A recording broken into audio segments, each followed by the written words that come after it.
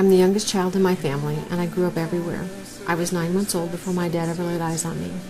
I've lived in 7 different states, and we were stationed in Turkey for a year.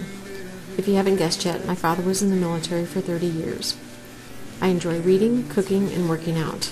I've been called a military brat, a health nut, an exercise fanatic, and a holy roller, but I will only own up to the military brat.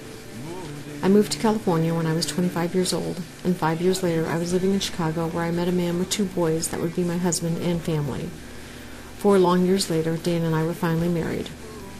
I always dreamed of being a mother, but after years of fertility specialists, miscarriages, and surgeries, I had to accept the fact that Dan's boys would be our only children. Joey was a very bright child, but Danny was a challenge. He couldn't walk, talk, or feed himself, and developed seizures as he got older. I had a great deal to learn to take care of him, but I learned much more from my time spent with him. Dan's boys never went to church, so I became their spiritual teacher. It was pretty overwhelming for a generic Protestant. I quickly learned I was teaching Dan and myself as much as his boys. Several years later, Dan and I moved to Bloomington, Illinois, and opened a bagel shop. Not a smart decision when you're 40 years old. The hours were miserable, but the experience was great. I became an instant stepmom to about 20 teenagers. We moved to Omaha when my mother had to be put into a nursing home. Some of the residents there didn't have visitors, so my sister and I brought treats, Christmas presents, did manicures, and just spent time with them. The Lord took my sadness and turned it into something very gratifying.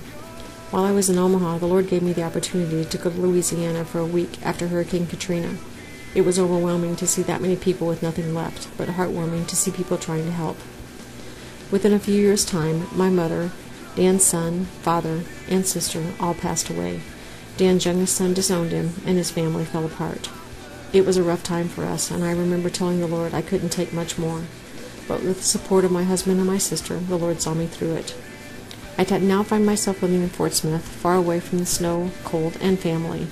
Contrary to some opinion, it is not through the Witness Protection Program. It's through God's will that we moved here because we didn't know anyone here, just that we wanted to move south. I'm still not sure why He brought us here, but I know I'm becoming a more mature Christian, and I'm getting better about being out of my comfort zone. We've recently had a proud parent moment. Our sons, Sonny and Fredo, will be part of the 2010 pet calendar put out by Bedford Camera and the Times Record. And yes, they will be pawing autographs. My life isn't what I dreamed as a little girl, but the Lord has given me opportunities to help others and has put numerous people in my path that have needed a friendly ear and an open heart. I still get bored at the drop of a pen and work out regularly, but I'm trying to learn patience, see where God takes me, and grow from the experiences He puts in my path. Wherever that is, my husband's hoping for decent pizza, but I'm looking for the whole food store. I am Cheryl Severino. I am Central Christian Church.